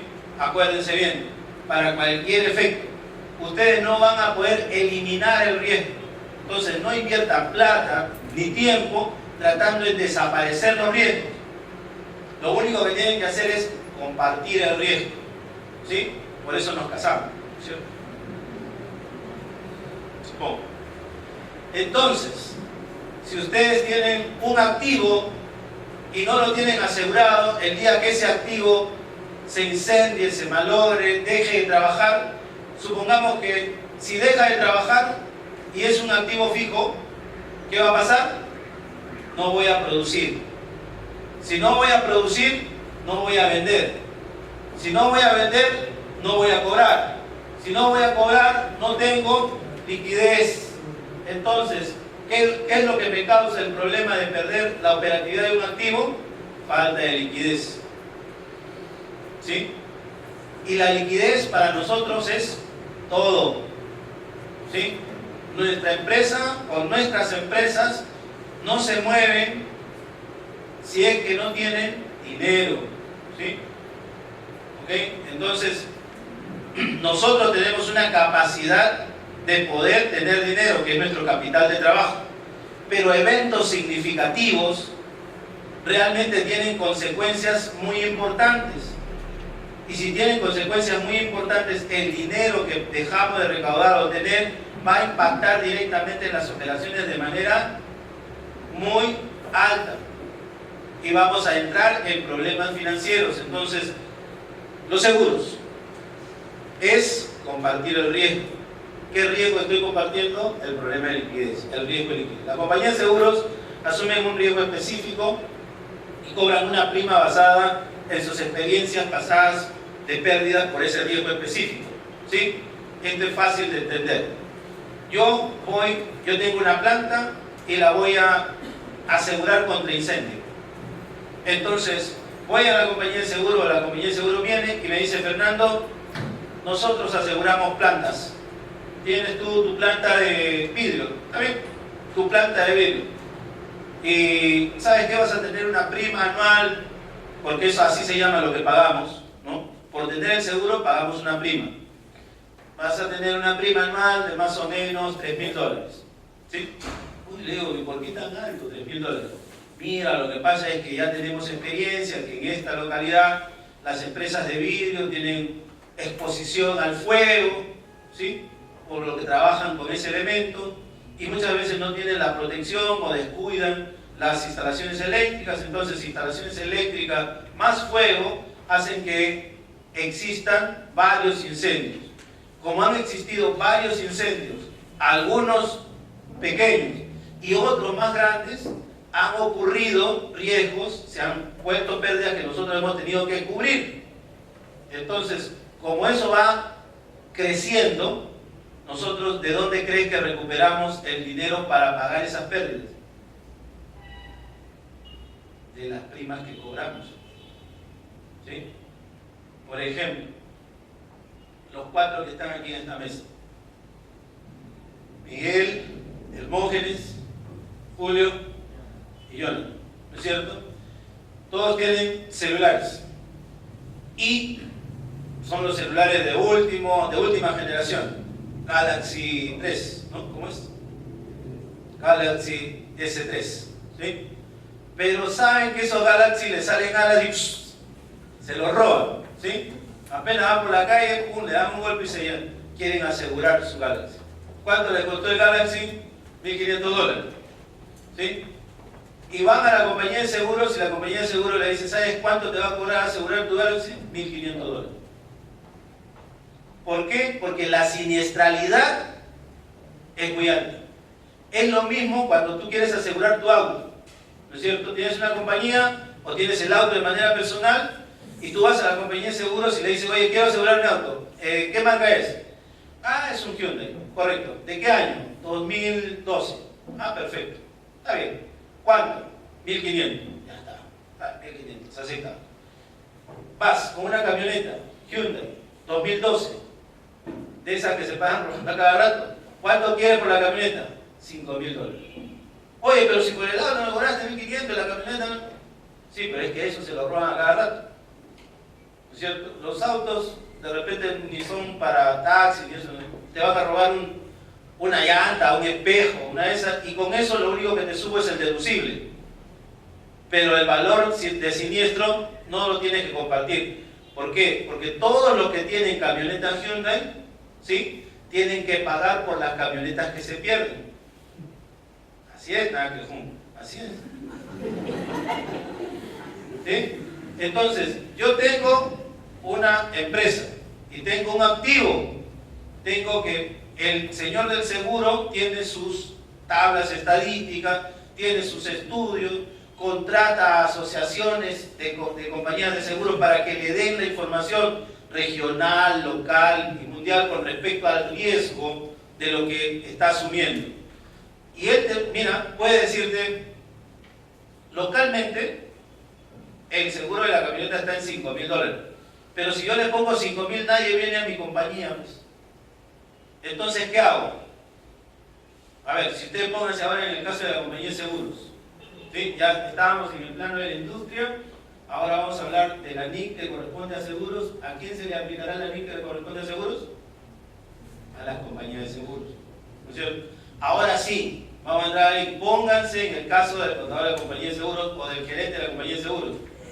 Ustedes, si van a querer recuperar el valor de todos los siniestros, o van a tomar todos los siniestros y lo van a dividir entre todos, la prima le va a salir un montón de plata, ¿no es cierto? Entonces, ¿qué es lo que ustedes pueden hacer? Tienen dos opciones. O se salen del mercado de camionetas, o lo reaseguran, o comparten a su vez el riesgo, ¿sí? El riesgo que yo estoy asumiendo, busco a otra compañía de seguros y le cedo, hago una cesión. Yo los contraté a todos ustedes y les dije, el seguro está como en 5.000 si me quedo yo con todo el riesgo, ¿sí? Pero si yo, está muy alto esto, voy a perder clientes, lo voy a bajar a 3.000. Pero al bajar a 3.000, voy a quedar por debajo. Si ocurre algún siniestro, no voy a poder cubrir. Entonces, a mi vez, yo tengo que asegurarme esa posibilidad de que esa cantidad de pérdida la pueda tener, ¿sí? Entonces, ¿qué hago?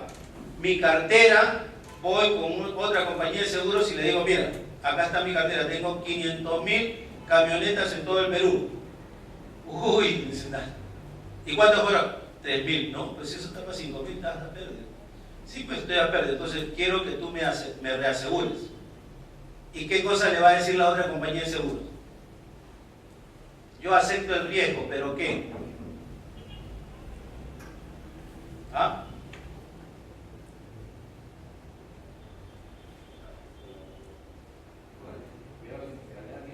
Yo acepto el riesgo, o sea, mira, tú eres una compañía de seguro, yo soy una compañía de seguro, los dos somos técnicos, nosotros sabemos que esto sucede, ¿no es cierto? Pero si yo voy a asumir, yo soy la compañía número 2 de seguro, yo voy a asumir el riesgo de esa compañía, ¿qué le voy a decir? Ya, yo voy a cubrir tu riesgo si te pasa algo, pero, pásame parte de la prima que tú has cobrado. Así como me cedes el riesgo, yo tomo parte de la prima. Entonces, nada más que yo no te voy a aceptar el riesgo gratis, ¿no es cierto? Entonces, si yo soy la compañía de seguros 1, le voy a pasar, me voy a reasegurar, le voy a pasar parte del riesgo, pero también tengo que separar parte de la prima y darse, ¿sí? Y ahí nos ponemos de acuerdo. Ese es el tema. Entonces, ¿qué pasa con el seguro? ¿Qué pasa con los riesgos relacionados con siniestros? ¿Se eliminan?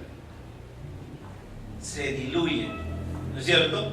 Yo como propietario diluí mi riesgo transfiriéndoselo a una compañía de seguros. La compañía de seguros transfirió parte porque tenía mucha cartera con problemas. Se lo transfirió a otra compañía de seguros y así eso puede ser sucesivamente hasta diluir el riesgo en todos los temas, ¿sí? Solamente para que ustedes, ahí tenemos una anotación, después la podemos leer con precisión, para que ustedes tengan idea cuánto debe haber, qué debe haber pasado después del 11 de septiembre, cuando en Estados Unidos se trajeron abajo las Torres Gemelas.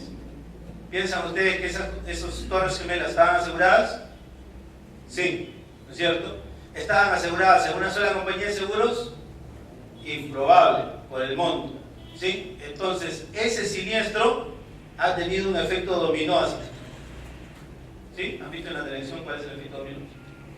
Entonces, una compañía tras otra han ido tomando la parte del riesgo que asumía y poniendo su billete encima, uno encima de otro, para que el propietario lo tome, ¿sí?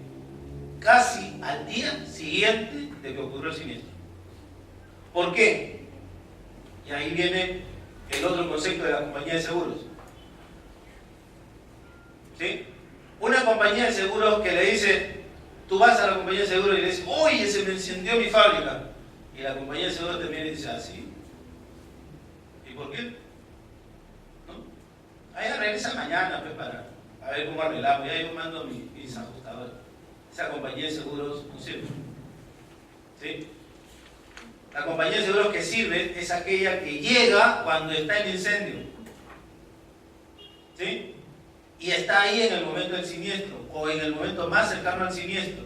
¿Por qué? Porque primero se puede dar cuenta de si es ya tiene gente experta, si es un siniestro verdadero o creado, ¿sí? Y se da cuenta de la magnitud y de los daños colaterales. Entonces ya tiene una información que dar. Y al día siguiente la compañía de seguros no espera, si es que ha tenido un reaseguro, no espera que los otros les den el cheque para él entregarlo, sino saca de su fondo y dice, ahí está. Porque lo que está en juego es la credibilidad del contrato de seguro. ¿Qué cosa es un contrato de seguro? Es un contrato de buena fe, ¿sí? Yo te digo, bueno, a veces con los carros no pasa, ¿no? A veces medio truchos son esos contratos. Yo te digo, contrato tu seguro para que si ocurre algún siniestro, tú me pagues $1 millón. Ocurre el siniestro y al otro día la compañía de seguros $1 millón. ¿Sí? Ok. Eso es credibilidad porque hay buena fe. ¿Sí? Después la compañía de seguros puede retroceder. Evidentemente, todas las compañías de seguros van a actuar lo mismo. ¿Sí? Al otro día y sin previo aviso van a estar las transferencias. Eso es contrato de buena fe. Un seguro que te niega, por ejemplo, no sé, pues, que han tenido la mala suerte del SOA, ¿no? Del AFOCA, de otros seguros que primero quieren tomarse todo el tiempo de 30, 40, 50, 80, 90 días para pagarte, ahí no hay seguro, ¿no es cierto? Ahí lo que están haciendo es aprovechar el conjunto de temas y hacer prácticamente una pirámide. ¿En qué consiste el juego de la pirámide?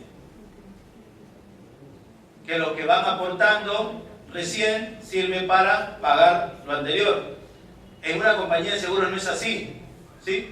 Tú proyectas, haces un cálculo actuarial de todo lo que necesitas para pagar los siniestros en determinada cantidad, quitándole los reaseguros que has hecho. De manera tal de que esa plata que has recibido, si no ocurre ningún siniestro, tú la tienes invertida. Y la tienes en un rendimiento futuro, de manera tal de que si ocurriese algún siniestro posteriormente con otros clientes, tú tienes la posibilidad de liquidar casi inmediatamente una cantidad suficiente como para cubrir los seguros inmediatamente. ¿Sí? Entonces, eso es el manejo financiero de la compañía de seguros, una compañía de servicio, que tiene que tener un manejo altamente especializado de sus finanzas. ¿Sí? Cuando tienen excedente, las compañías de seguros que compran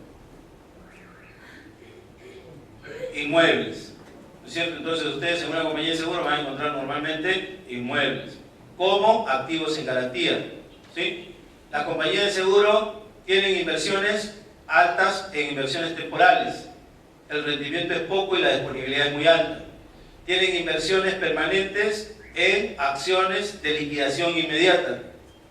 Tienen dinero, pero tienen inversiones. Y las inversiones más fuertes son las que tienen un rendimiento alto y poco tiempo de conversión, ¿sí? Entonces, vamos a ver qué norma la contabilidad para este tema. Entonces, las primas cobradas por la compañía de seguros se utilizan para pagar las pérdidas corrientes. ¿Estamos de acuerdo en eso? ¿No es cierto? Las primas cobradas se utilizan para pagar las pérdidas corrientes. Los costos de operación y el saldo se invierten. Entonces, cubrimos con las primas los costos de operación, las pérdidas corrientes y el saldo se invierten. Por consiguiente, las dos fuentes principales de ingresos para la compañía aseguradora de bienes y responsabilidad civil son la prima y los ingresos por las inversiones. Las compañías de seguros normalmente se clasifican, y ese es un tema de seguros de vida o responsabilidad civil, ¿no es cierto?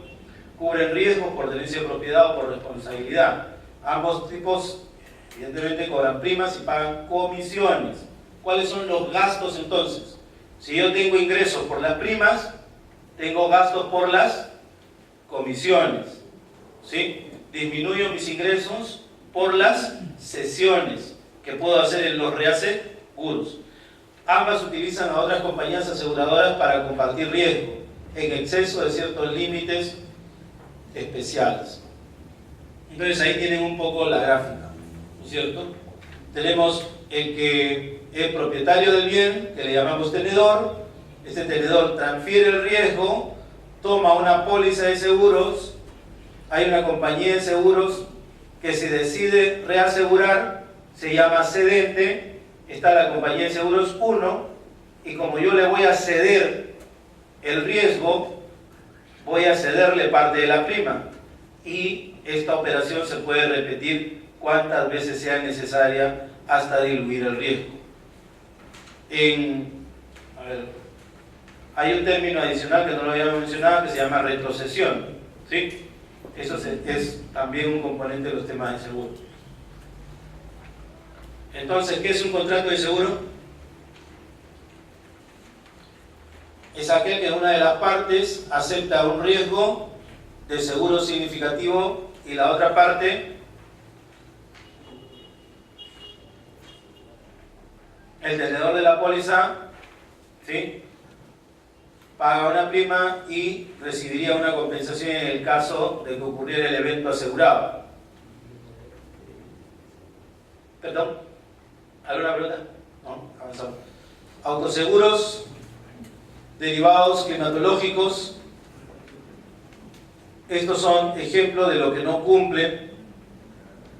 O sea, a ver, para decirle en sencillo, yo no le puedo asegurar a Donofrio que le voy a asegurar verano de temperatura de 27 grados como para enero, febrero y marzo, ¿sí? Entonces, derivados climatológicos no puedo asegurar, ¿sí? Yo, como compañía de seguros, no me puedo autoasegurar, tengo que buscar a otra compañía de seguros, ¿sí? Y evidentemente el azar no es un tema asegurable, ¿no? Póliza: el asegurado pagará al cliente el costo de reparación, incluyendo si el carro está involucrado en accidente de tránsito, etc.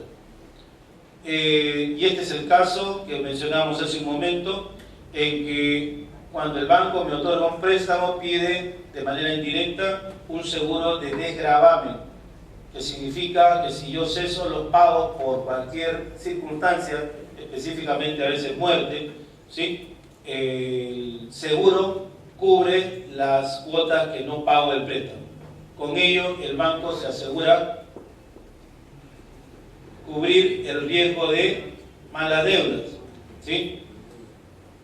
¿Y qué pasa en el Perú? Los bancos y las compañías de seguro pertenecen a un mismo grupo.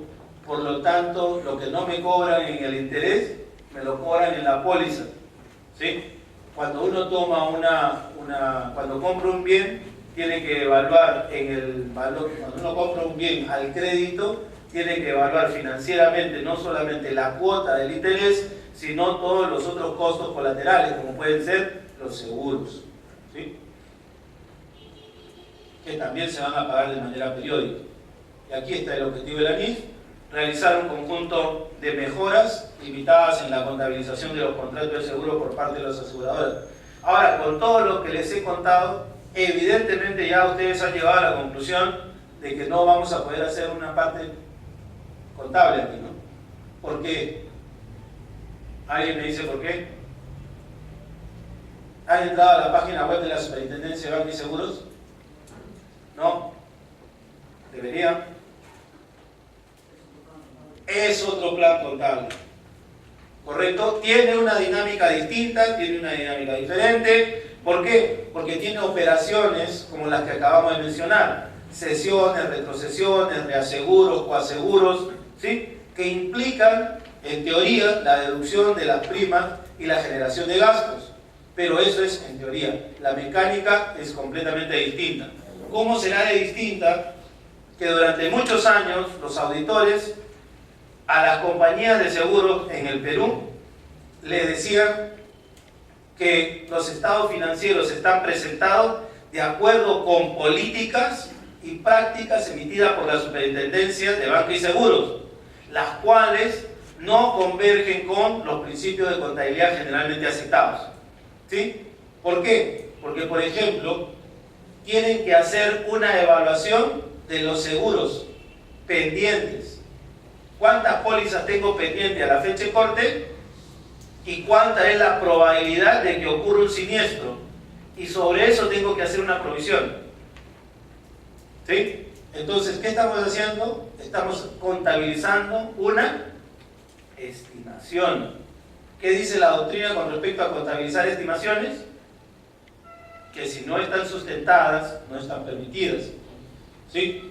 ¿Y qué dicen los auditores con respecto a las estimaciones?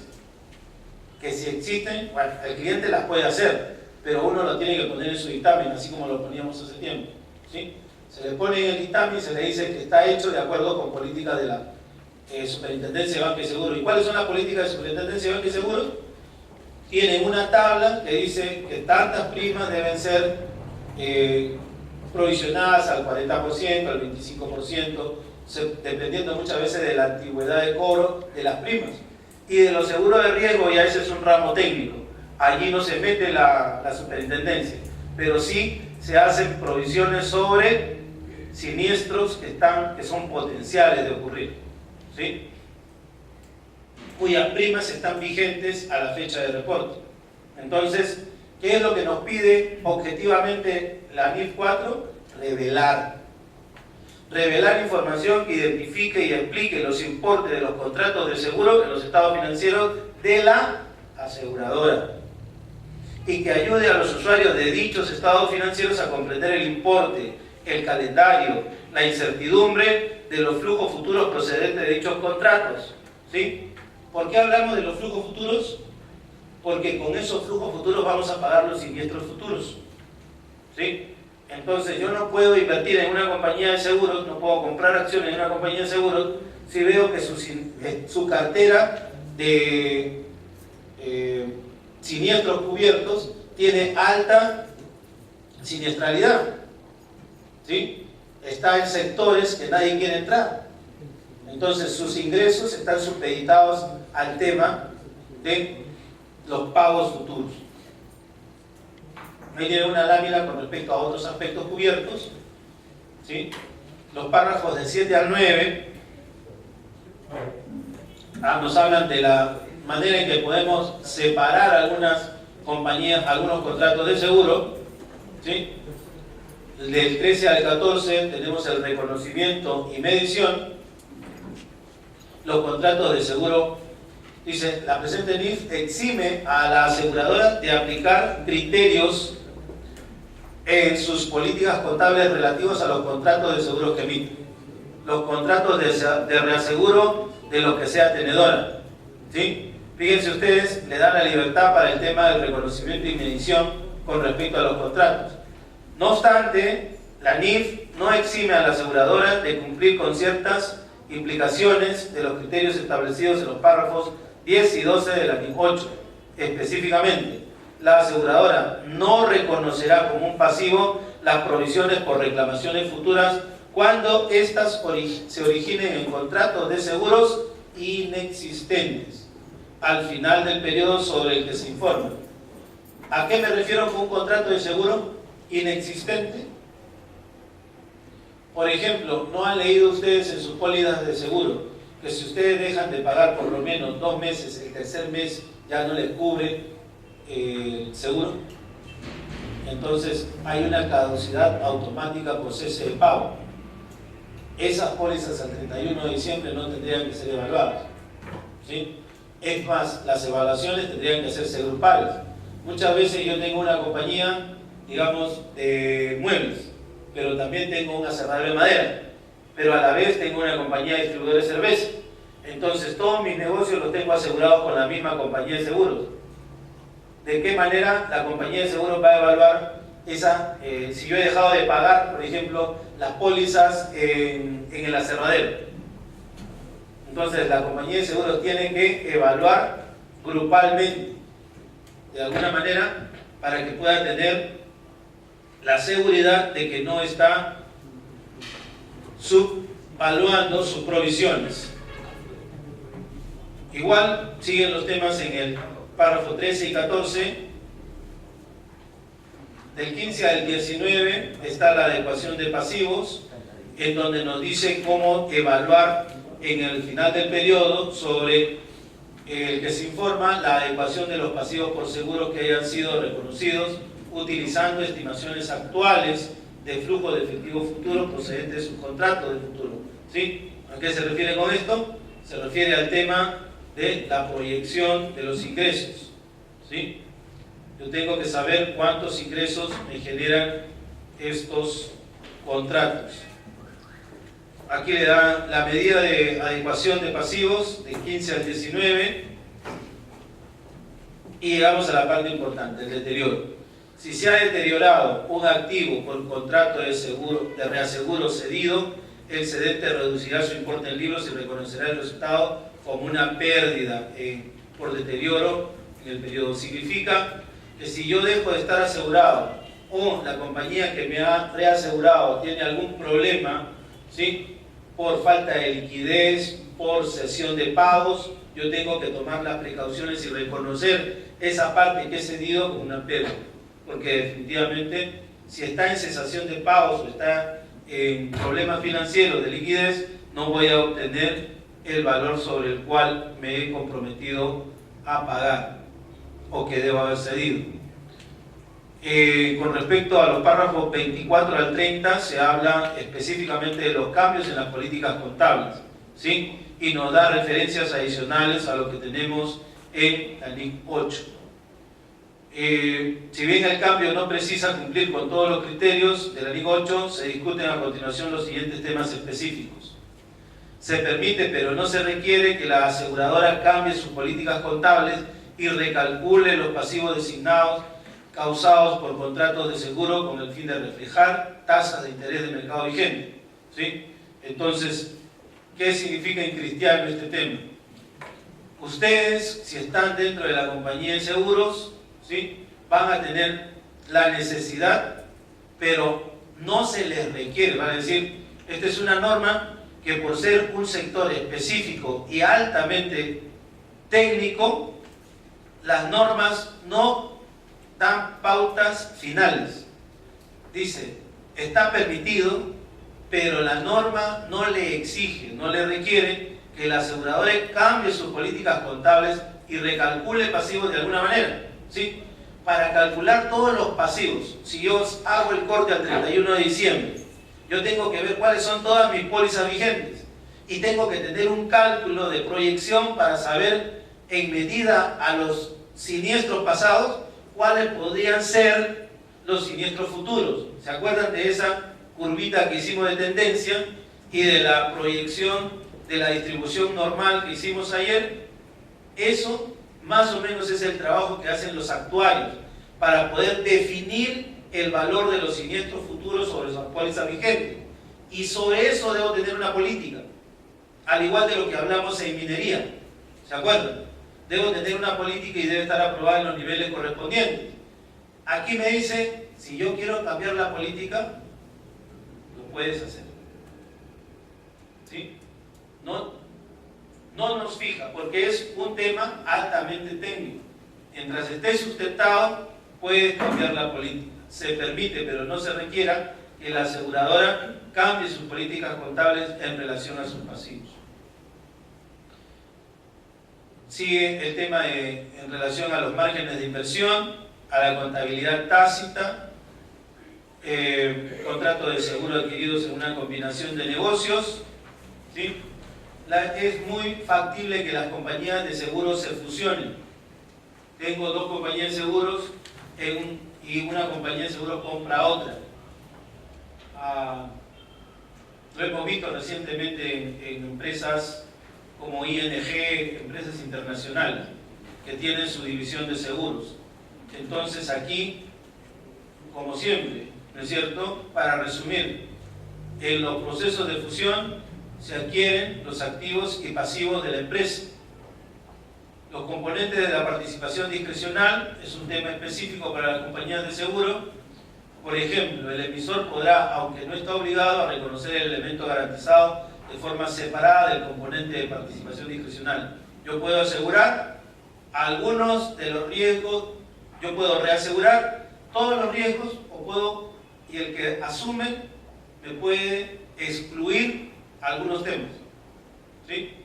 Entonces, en ese tema no hay forma que la norma diga, si vas a ceder el 80% de la prima tienes que ceder el 80% de los riesgos. Tienes que hacer una evaluación. Los temas de la 36 a la 37, revelación, y obviamente vamos a tener que revelar las políticas contables, los activos, pasivos, ingresos, gastos reconocidos que procedan de contratos de seguros.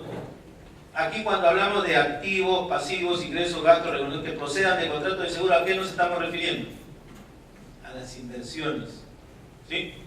¿Qué hacemos con los excedentes luego de pagar las pérdidas y los gastos operativos? Los invertimos. ¿Sí? Entonces yo tengo que revelar los activos que tengo que procedan de los contratos de seguro.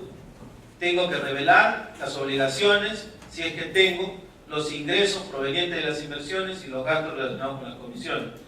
Los procedimientos utilizados para determinar las suposiciones que tengan un mayor efecto, el efecto de los cambios en las suposiciones utilizadas, las conciliaciones de los cambios entre pasivos y activos contratados por el seguro, todos los elementos que hayan sido decisión en cuanto a la cesión o a la retrocesión de seguro, tengo que ponerlo en los estados financieros, en nota, evidentemente, o en el cuerpo de los estados financieros. Por eso es que las cuentas cambian, ¿no es cierto?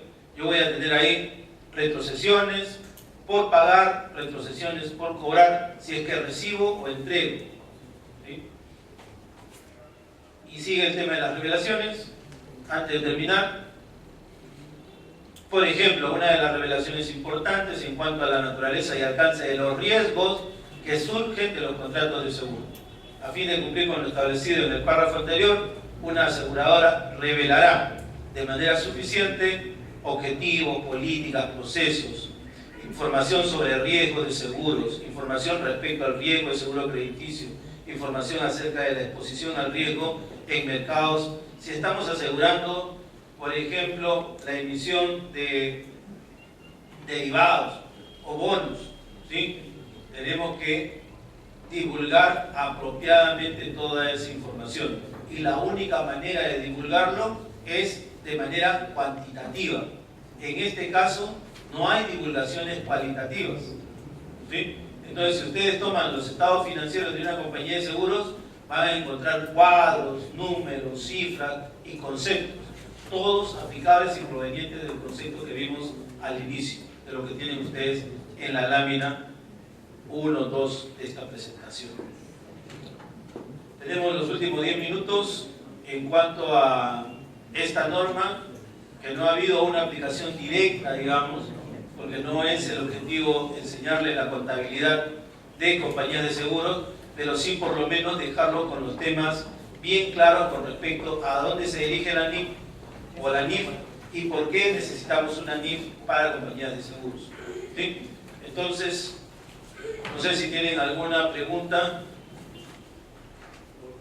¿Sí? Sí, toda la aplica. La SBS ha asumido en mayor parte toda la norma. Tienen discrepancias, algunas discrepancias, pero a ver, la norma internacional de compañías de seguros está hecha en función a Basilea 6, o Basilea 3, perdón. ¿Sí? Basilea 3 es un tema relacionado con provisiones de respaldo con respecto a las actividades financieras. Y todavía la Superintendencia de Banca no ha actualizado su tema de provisiones. Entonces, ahí hay una discrepancia. ¿Sí? ¿Alguna otra pregunta? Tienen el derecho a preguntar o a callar para siempre. Bueno, estimados amigos, no me quisiera retirar sin antes decirles que les estoy muy agradecido. Son magníficos profesionales que le están dedicando un tiempo muy valioso a su capacitación. Los animo fuertemente a que sigan en ese camino. No hay forma que un profesional sea excelente si no se capacita constantemente. Así como el deportista que deja de entrenar o que se pierde el ritmo de los entrenamientos, ¿sí? ya no es un buen deportista, igual el profesional. El profesional tiene que generar de mutuo propio ese tema de la autocapacitación. Ustedes tienen que sentirse lo suficientemente empoderados personalmente para hacerle frente a cualquiera de los temas que ya hemos visto, ¿sí? Ustedes pueden iniciar independientemente del colegio su autocapacitación. Sería bueno también que en colaboración con el colegio ustedes le digan de alguna manera qué tipo de información quieren que le traslade el colegio, ¿sí? Y muy probablemente el colegio los atenderá, porque yo creo que está en esa línea. Entonces, en lo que a mí respecta, cualquier información que ustedes necesiten, a su disposición a través de los correos del colegio. Muchas gracias y hasta la próxima.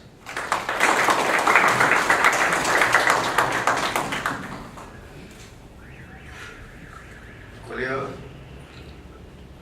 una vez finalizado este séptimo módulo de este curso de alta especialización en NIF, quiero agradecerle al expositor por su amplia experiencia, su capacidad académica, los ejemplos didácticos que nos ha permitido aprender un poco más estas normas contables. A nombre del señor decano y su junta directiva, a nombre del Comité de Normas Contables y Laborales, me voy a permitir entregar un certificado a nombre del colegio. Y dice así: certificado otorgado al contador público colegiado Fernando Mateo Yotaco por su participación como expositor del curso Alta Especialización NIF Alta Práctica Módulo 7, NIF 11, NIF 41, NIF 4 y NIF 6, realizado el 3 y 4 de noviembre de 2012, surgido en noviembre de 2012.